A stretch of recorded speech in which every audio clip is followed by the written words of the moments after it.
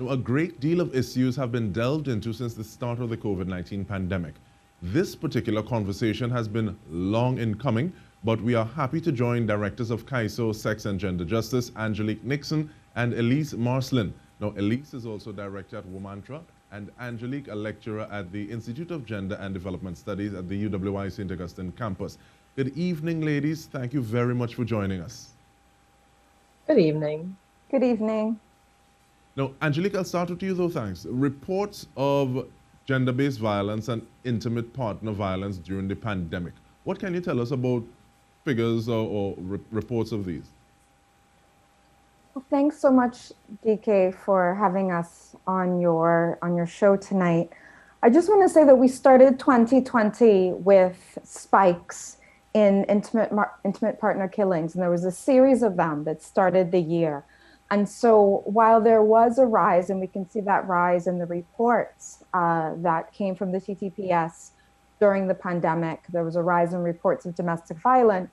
Let's not forget that we have a problem. We have a problem in the world, we have a problem in our region, and indeed in Trinidad and Tobago, of intimate partner violence and gender-based violence.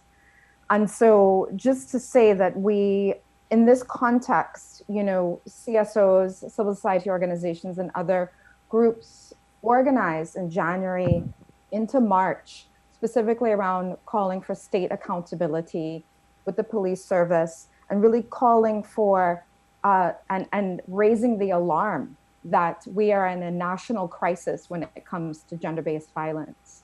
And so the pandemic is no different. Inequalities and issues related to violence broadly are only made worse during moments of crisis. And we saw that with the COVID-19 pandemic. Now, I'll bring you in now, Élysse, because speaking about starting January 2020, also in January 2020, we had the formation of the Gender-Based Violence Unit. Has that made any difference? And I say that in the context of the Commissioner of Police saying that there would have been more reports of gender-based violence, and he attributed this directly to the formation of this unit and people being able to feel a little more comfortable, for want of a better word, reporting to that unit. Thanks for that question, DK, because I actually think that's it's a very important place for us to start from, which is this idea of causality. The Commissioner of Police has taken the angle that some of the increase might be caused by the formation of this unit. Others have postulated that the cause may also be the increased amount of time that people spend at home. There are a lot of conversations around the causes behind these numbers and why we're seeing these increases. And I actually don't think it's such a straightforward answer as yes or no. I think it's part of it. If we take it from a broader perspective, a systemic perspective, we could understand that the cause really and truly is that we have a culture of violence wherein using violence as a means of maintaining dominance or power is our sort of go-to. And we see this not just in our gender-based violence, but we see it as across the board in acts of racism and acts of ableism, or, you know, where there's preferential treatment for people who are not living with certain disabilities or health diagnoses and conditions. And so we understand that as a core part of how we function, violence is an underlying theme that needs to be addressed and explored and tackled from several angles. And the Gender-Based Violence Unit is just simply one arm of that approach. And it's also one reason why we might see this increase, but it's certainly not the only one. Now, ladies, as I said before, I'm posing questions to you specifically, but at the same time, feel free to come in and complement the answers or the responses that you're giving. And at this point, I ask Angelique, I will welcome you back into the conversation. And I want us to speak a little bit about the LGBTQI experience during the pandemic, and whether or not that is something different to what it is you would normally be seeing on the ground in Trinidad and Tobago. Yes, thanks for that, DK. So the LGBTQI plus community, of course, like every community, in Trinidad and Tobago during a crisis, during this disaster, and during the lockdown because of the pandemic, we see the similar types of challenges, economic challenges.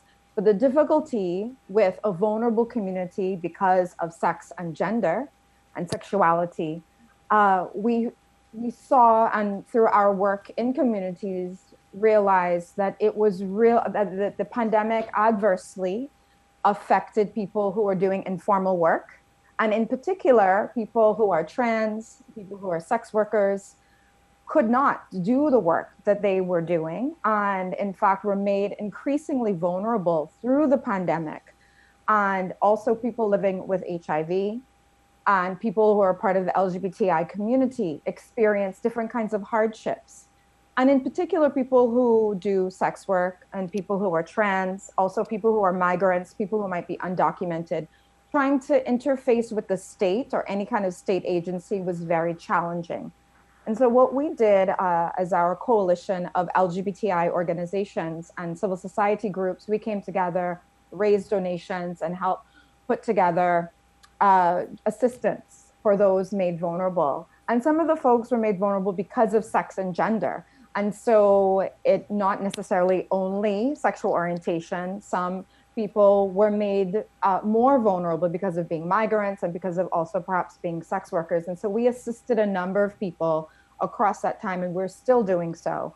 And in fact, through CAISO's work with a program we call Wholeness and Justice, we hired a caseworker to help us assist and offer help. And we've been, as our organization's been raising funds, getting donations. And the need has been so great across the country. So many people, especially working class families, people living paycheck to paycheck, we know people have been struggling. And so this is in the larger context of these really intense social and economic challenges. And so, our work has really worked to highlight some of these issues and also just offer the support for community members. And our organizations came together to do that and highlight the gaps that exist within the social services and the social services programs and relief grants that were not able to assist certain families and certain people. And so one of the things that we also really noticed during this period was the ways in which people were uncomfortable going to get help, especially, for example, for a trans person who might not have an ID that matches their gender identity. It's very difficult to go and get access to and apply for a relief grant, or maybe you don't have your national insurance card. These were some of the things that we noticed that vulnerable members of the community were not able to access some of those services. And so we are still doing work and still doing our best to figure out how we fill those gaps and how we also call upon ministries and the government to do better. And that is where we want to resume the conversation when we return from this break. Stay with us. Welcome back. We are chatting with Angelique Nixon and Élysse Marcellin. And when we took the break, Élysse, we were talking about gaps, or Angelique was mentioning gaps, and I think that's a beautiful place to start back. In terms of the situation that we find ourselves in and the need being so great, immediately you start to see some of the gaps that exist. What are some of the areas you think we can start to work towards to formally mend these or bridge these gaps? And what are some of those things those immediate measures that can be taken, and once again, from a formal sort of view? Yeah. So again, that's an excellent question. And it's a question that I think as activists, as advocates, as academics, we're constantly exploring, trying to answer that. And I think that and it's important for us to start to understand that there are short-term, medium, long-term goals. And we also have to understand which specific gaps we're trying to address. So, when we think about gaps, we can think about gaps systemically, institutionally, culturally, or socially, and address those areas. So, for example, we would have talked earlier about the gender-based violence unit. That's an attempt to fill a gap, but that's not enough. We need social interventions We need to have community-based programs that are specifically focused on dealing with violence from a social communication standpoint, also from a mental health standpoint. One of the organizations I also sit on the board of is MindWise Project that also focuses on that sort of mental health aspect of the human experience. But there are also some smaller things that we could be doing in the meantime. So WOMANTRA specifically has been doing work in trying to train first responders to address instances of gender-based violence. And we've actually had, just earlier this year, we completed a workshop with some first responders from the TTPS, from the Defense Force, from the health sector, various arms of the mechanisms, the state mechanisms. And we were trying to work with them to help them understand how gender-based violence also emerges and to understand how to respond to it in sensitive ways that recognize how gender plays a role in the kinds of violence people experience. So when we talk about formal responses, we're talking about training, we're talking about policy and legislative change. Angelique, I think, would have mentioned earlier that we've also been doing work on various legislative fronts. We, as a coalition of organizations, would have advocated for specific inclusions in the Domestic Violence Act. CAISO has for years now been spearheading a campaign to amend the Equal Opportunity Act to include LGBTIQ status, health conditions, and age as protected statuses under that act. So there's the aspect of legislative and policy reform. Earlier this year, WOMANTRA had a Rights Deconstructed campaign where we focused on the gender policy and trying to deconstruct the gender policy for public consumption, but also find ways to improve it. And there are also more long-term goals of trying to figure out how we create a more healing, inclusive culture and society as a whole, where we understand that each person is deserving of the same level of respect and dignity, and that human rights should just simply be a core, fundamental aspect of every single human's existence, irrespective of whatever label they have. Now, you speak about culture, and I want to get to that in a little bit. But before that, you spoke about deconstructing so that people on the ground, the layperson, could understand a little more. And with that, I want to go to you, Angelique. Have you been having any kind of conversations like this at the department? And I say that because one school would have continued, even albeit virtually, but being in the trenches and as an activist can sometimes be a little different from pulling back and looking at it through a long view in a manner that is a little more academic. Have you been having these kind of conversations at the IGDS? Absolutely. I think that at the university, everyone who lectures and engages in teaching, we're all concerned about how we do that in the best way possible to meet our students' needs. We've seen conversations, especially for primary and secondary school education, how vital it is for everyone to have access. And we know that we have a digital divide around the world. I think that the pandemic and the need to think about distance learning has caused the need for conversations about how do we make sure that everybody has access, and how do we do so in a way that students are not impacted. And so I know that the university has done different things and they are in a position to do so. And I would say that as an educator, I'm constantly thinking about it as I plan for the next semester of teaching. How do I ensure that I'm both teaching in a way that is accessible to all through the technologies that are available? And I think most importantly for our primary and secondary school education systems, we have to also think about how we expand that and how do we ensure that the most students are getting what they need. I also think we have to challenge how we think of education. This is a perfect time for us to think about community education, community-based learning, how we learn skills and pick up on things. And I know that there is a need for structure, but I think there's also an opportunity for us as a region. I think we can think about it regionally. How are we sharing knowledge and what kinds of knowledge do we value? And we are in a time of transformation. And our transformation needs to include justice and dignity for all, like Élysse said. And we have to start thinking about a decolonial way that we approach our healing and that we approach education and that we approach legislative and policy changes that are inclusive. So knowledge creation and the value you ascribe to different types of knowledge, that is one of the ways that culture is formed.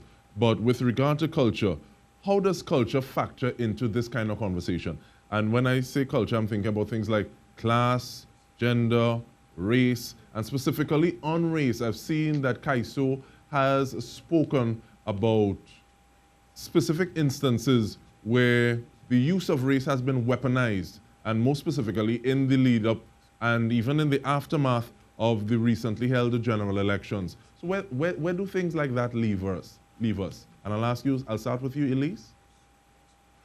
Yeah, when we start to talk about culture, we get into this sort of massive nexus of intersecting realities. And I think that this is actually the core aspect of understanding cultures, understanding that we are all beings, we are all subjects and participants in the culture, the broader culture around us.